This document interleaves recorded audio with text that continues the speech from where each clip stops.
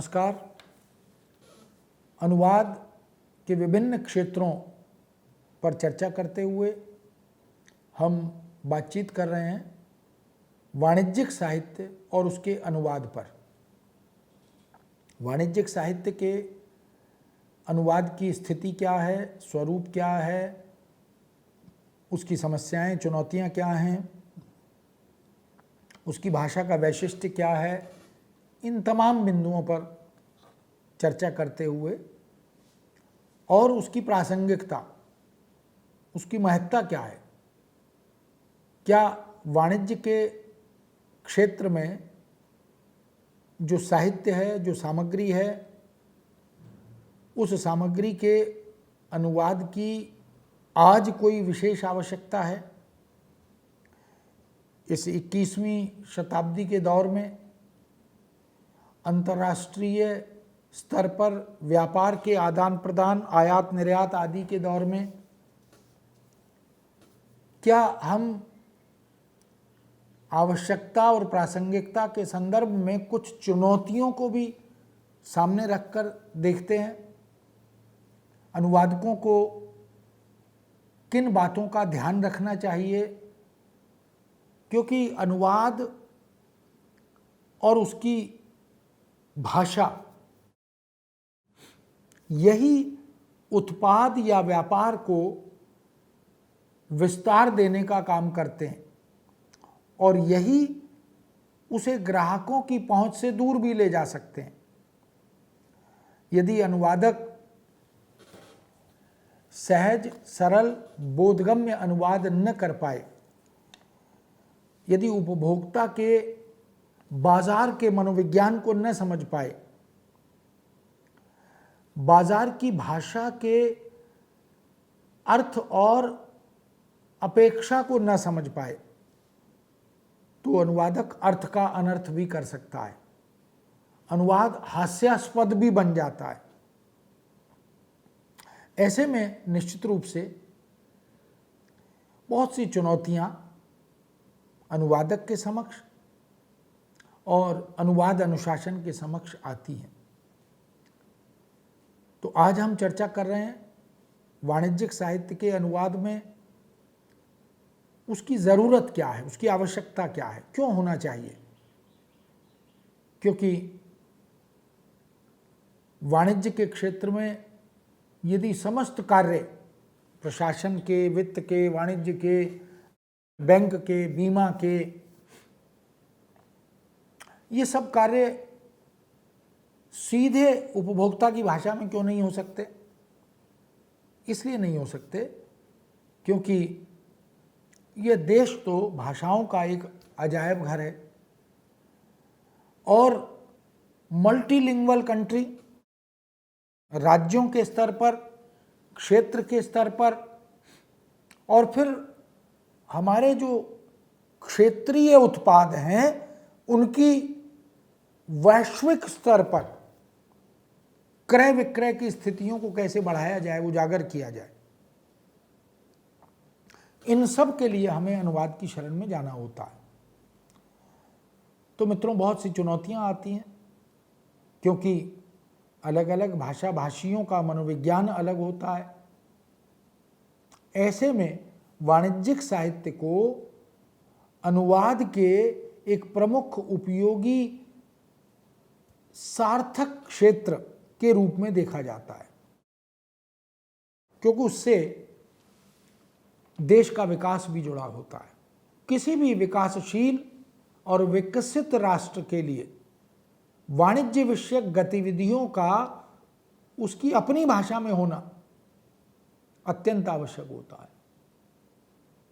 अगर दुनिया के किसी भी देश में कोई उत्पाद तैयार होता है और हमारे देशवासियों के लिए उसकी ज़रूरत है, उसकी आवश्यकता है, चिकित्सा के क्षेत्र में या शिक्षा दीक्षा के क्षेत्र में या समकालीन चुनौतियों के क्षेत्र में, संदर्भ में, तो हम चाहेंगे कि वह जो शोधपरक उपलब्धियां हैं, वह जो समाज कल्याण की स्थितियां हैं, वो हमारी भाषा में हमारे देशवासियों तक, हमारे उपभोक्ताओं तक पहुँचें।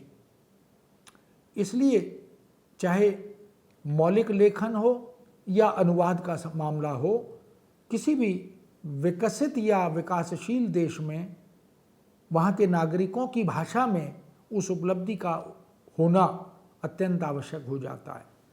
किसी भी उद्यम या उद्योग को, व्यापार और व्यापारी को, व्यवसाय और व्यवसायी को अपने कारोबार का विस्तार करने के लिए उसे एकाधिक भाषा वाले क्षेत्रों में दूसरे राज्यों और दूसरे देशों में संपर्क करना होता है।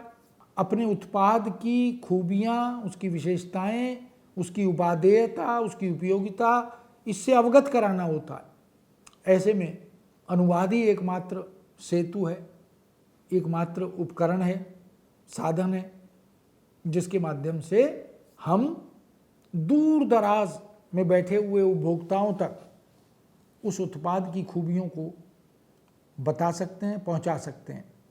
व्यापारियों को अपने कामकाज के विस्तार के लिए, अधिक से अधिक धनार्जन के लिए प्राचीन काल से, आदिकाल से ही अनुवाद का आश्रय लेना पड़ता है। भारत में भी अनुवाद प्रारंभिक दौर से देखा जा सकता है, और यूँ भी अनुवाद तो मनुष्य के जन्म से उसके साथ जुड़ जाता है, क्योंकि सोचने समझने की एक भाषा होती है जो कि स्रोत भाषा है, और अभिव्यक्त करने की एक भाषा होती है जो कि लक्ष्य भाषा है। इसलिए मौखिक या लिखित रूप में व्यापारी अपने अपने तरीके से, जैसे मनुष्य अपने अपने तरीके से अपने भावों विचारों को सामने वाले व्यक्ति तक, समुदाय तक, समाज तक पहुंचाता है, ठीक उसी तरह व्यापारी भी अपने अपने तरीके से, अलग अलग पद्धतियों से अपने ग्राहकों, व्यापारियों, सहयोगी जनों की भाषा ज्ञान को केंद्र में रखकर ही क्रय विक्रय के नियम, उसकी शर्तें तैयार करता है। आज भारत में भी जब हम देखते हैं कि हमारी जो केंद्र सरकार की संघ की राजभाषा हिंदी है और उसके संवैधानिक प्रावधान भी किए गए हैं, तो उन कॉन्स्टिट्यूशनल प्रोविजंस में, संवैधानिक प्रावधानों में जो अनुच्छेद 343 से 351 तक संविधान में किए गए, उनमें द्विभाषीकरण की महत्ता को, उपादेयता को स्वीकार करते हुए इन व्यावसायिक गतिविधियों के लिए, तमाम लेन देन, क्रय विक्रय आदि के लिए अत्यधिक संभावनाओं को उद्घाटित करने के लिए हमें अनुवाद का आश्रय लेना पड़ता है। जब अनुवादकों द्वारा ही नहीं, मशीन और अनुवाद के अनेक सॉफ्टवेयर, अनेक कंपनियों और एजेंसियों द्वारा तैयार किए गए कार्यक्रम उनसे भी जुड़ता है, तो वाणिज्य आदि के विस्तार में अपूर्व सफलताएं मिलती हैं।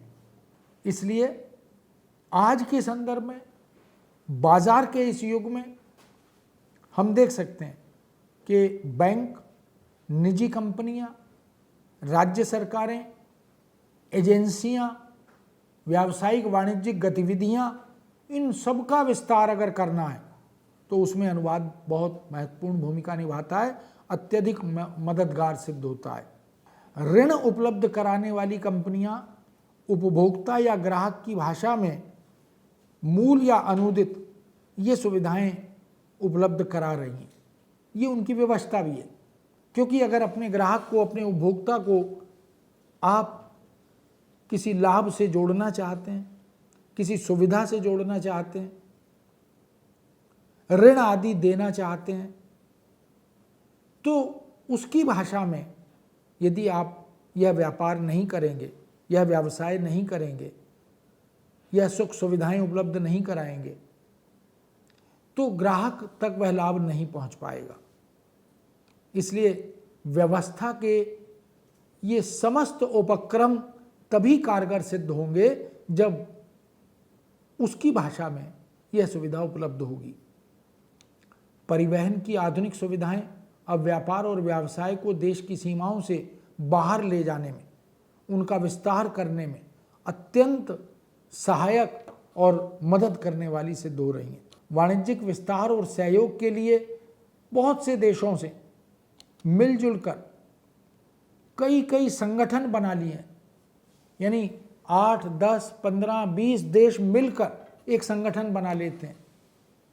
फिर वो संगठन मिलकर परस्पर व्यापार को प्रोत्साहित करते हैं, आगे बढ़ाते हैं, एक दूसरे से लेन देन करते हैं, आयात निर्यात करते हैं।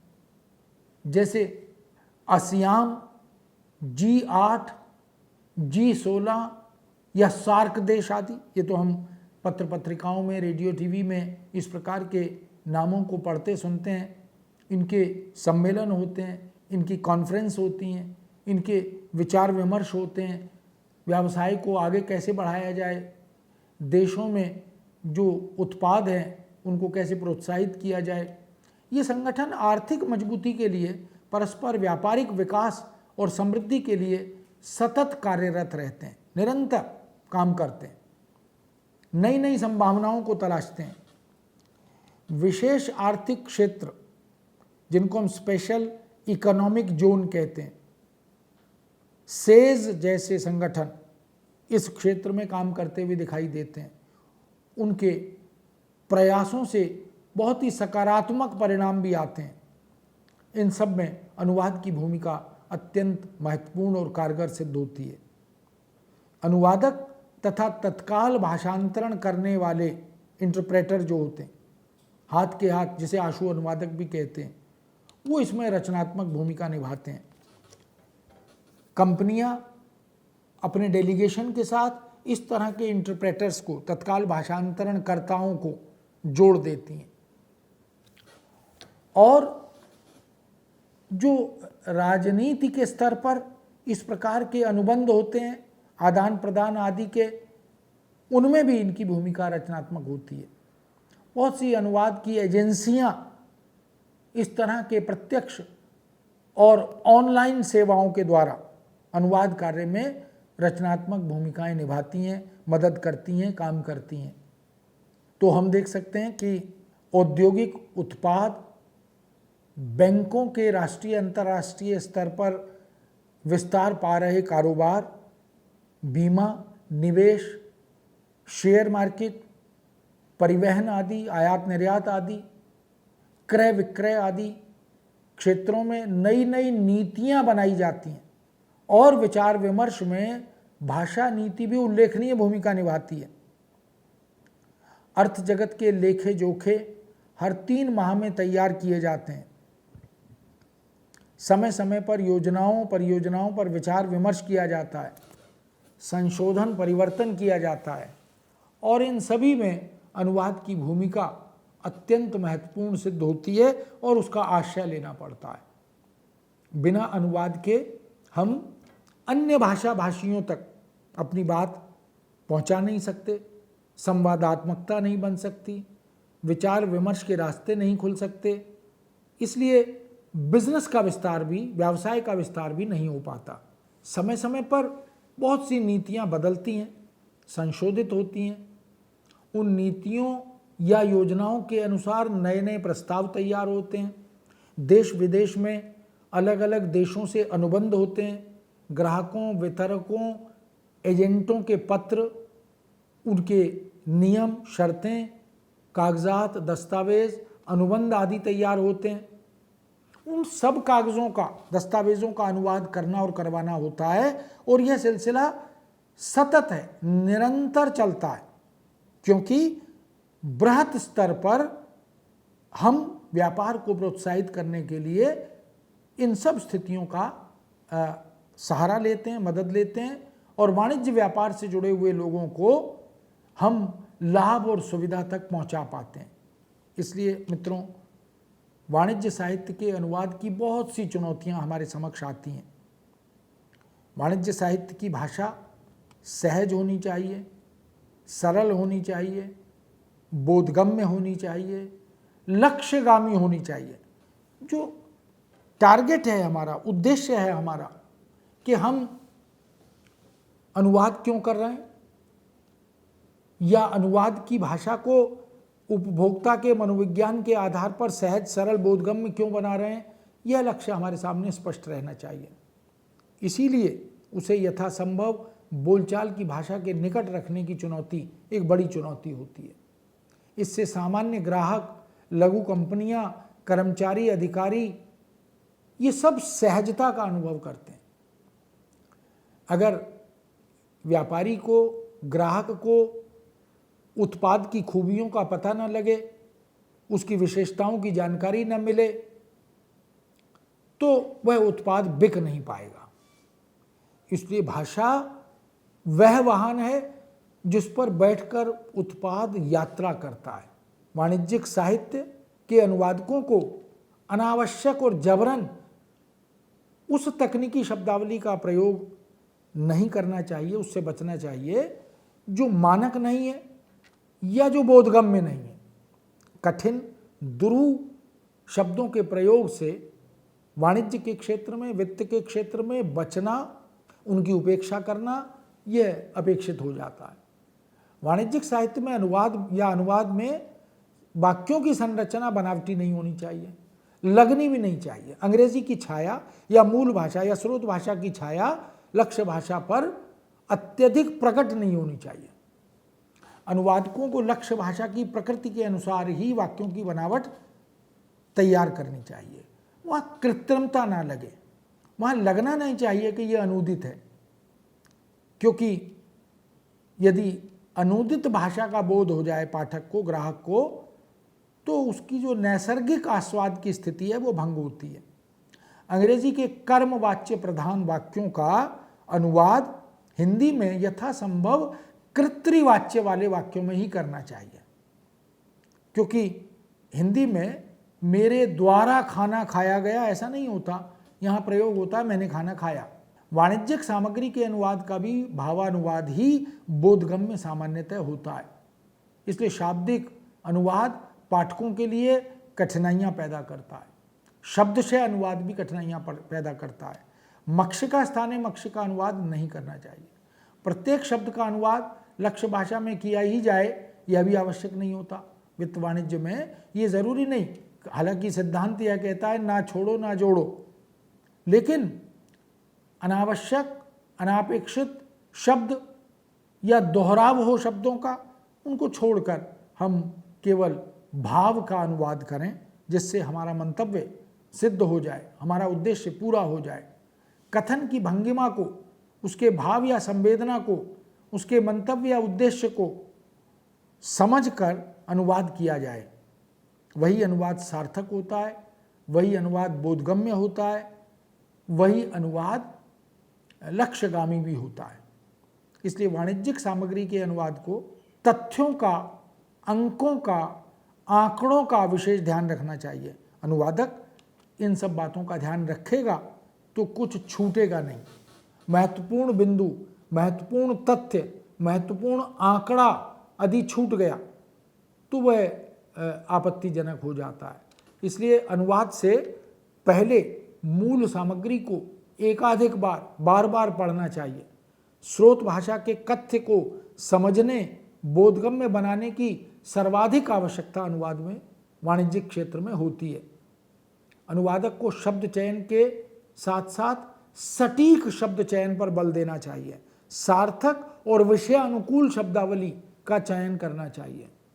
एक ही शब्द के कभी कभी एकाधिक अर्थ भी होते हैं।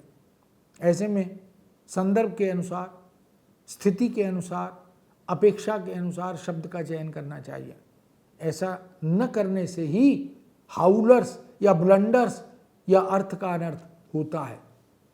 वाणिज्य के क्षेत्र में अर्थशास्त्र, प्रशासन, प्रबंधन, कानून आदि की भाषा, तकनीकी शब्दों का प्रचुर प्रयोग यह होता है, क्योंकि इसमें बहुत सारे अनुशासन जुड़ जाते हैं। अनुवादकों को इसकी सूझबूझ पैदा करनी होती है। बाजार की ज़रूरतों को समझकर भाषा का विन्यास तैयार करना होता है। उपयुक्त सार्थक शब्द का चयन करना, विज्ञापनों की भाषा, उपभोक्ता के भाषा मनोविज्ञान आदि का भी ध्यान रखना अनुवादक को अपेक्षित होता है, अनिवार्य होता है। वाणिज्य की सामग्री में भाषा का एक नयापन, एक आकर्षण, एक चुटीलापन और साथ में बोधगम्यता की सहजता, उसकी ग्राह्यता, इसका भी ध्यान रखना होता है, क्योंकि जो ग्राहक है वो अनेक प्रकार का है। भाषाई दृष्टि से बहुत समृद्ध भी हो सकता है, सहज ज्ञान वाला व्यक्ति भी हो सकता है। इस तरह जब हम वाणिज्य की भाषा का चयन करते हैं, शब्दावली का चयन करते हैं, तो हम कोशिश करते हैं कि सबको ध्यान में रखकर प्रयोग करें। विज्ञापनों के अनुवाद में तकनीक, पद्धति, प्रविधि विशेष रूप से बदलती जाती है। ग्राहक आदि के मनोविज्ञान और वस्तु या पदार्थ की अधिक से अधिक बिक्री का मूल मंत्र, यह अनुवादक को समझना होता है। बाजार के रुझान को भी अनुवादक ध्यान में रखता है और उसे रखना चाहिए।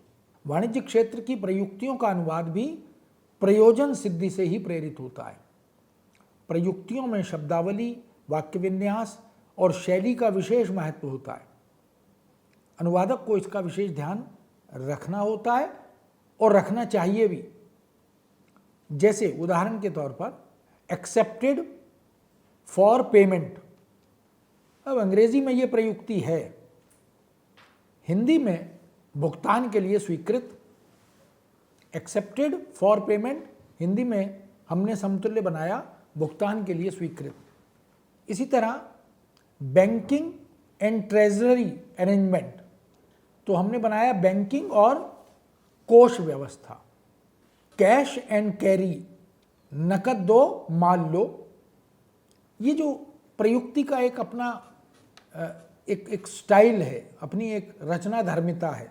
इसीलिए बेस्ट प्राइस ऑब्टेनेबल, अधिकतम प्राप्य मूल्य, या बैलेंस इन हैंड, रोकड़ बाकी। अब ये रोकड़ शब्द हम देख सकते हैं कि लोक से, क्षेत्र से, परंपरा से इस तरह की शब्दावली का प्रयोग भी किया गया है। चुकाने की क्षमता का अभिकलन, अब ये इस तरह के बहुत सारे प्रयोग हमें मिलते हैं। तो कह सकते हैं कि वाणिज्य कोई स्वतंत्र क्षेत्र नहीं है। बहुत से अनुशासन सीधे या प्रकारांतर से वाणिज्य से जुड़ जाते हैं।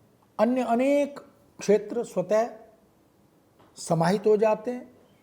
जैसे अर्थशास्त्र भी जुड़ता है, व्यापार भी जुड़ता है, बैंक भी जुड़ता है, बीमा भी, प्रबंधन भी, प्रशासन भी, कानून भी, नीति नियम भी, शर्तें भी, ये तमाम चीज़ें, विज्ञापन भी, ये जुड़ती चली जाती हैं।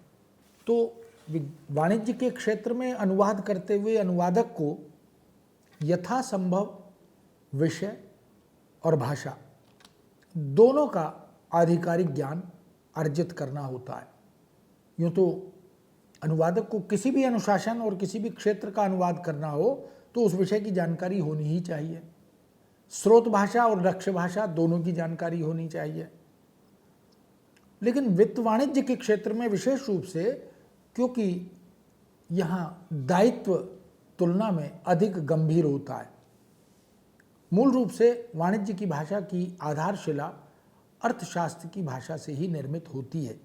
इसलिए जहाँ अर्थ केंद्र में होता है, जहाँ बाजार केंद्र में होता है, वहाँ जिम्मेदारी और अधिक बढ़ जाती है। इसलिए अनुवादक को बहुत गंभीरता से वाणिज्य क्षेत्र की सामग्री का अनुवाद करना चाहिए और इसकी उपादेयता दिन प्रतिदिन बढ़ रही है, इसकी मांग बढ़ रही है।